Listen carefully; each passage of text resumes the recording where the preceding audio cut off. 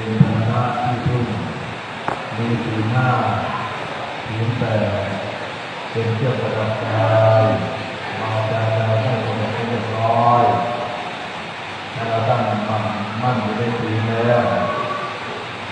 อายุวันตรายทั้งหลายทั้งปวงจะไม่เกิดขึ้นเพราะศีลนั้นเป็นเครื่องป้องกันอายุวันตรายทั้งหลายเพราะเราให้ทำความชั่วทางกายทางวาจาทางใจคือเราละในสิ่งที่ไม่ดีไม่งาม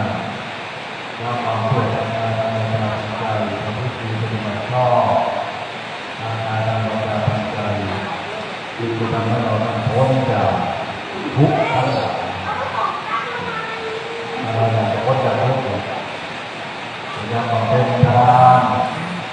หรือภาวนาไว้จะได้พ้นจากทุกข์จะเป็นความสุขในโลกนี้ในโลกหน้าทุกขั้นเทินทำอะไรหลังจากนอน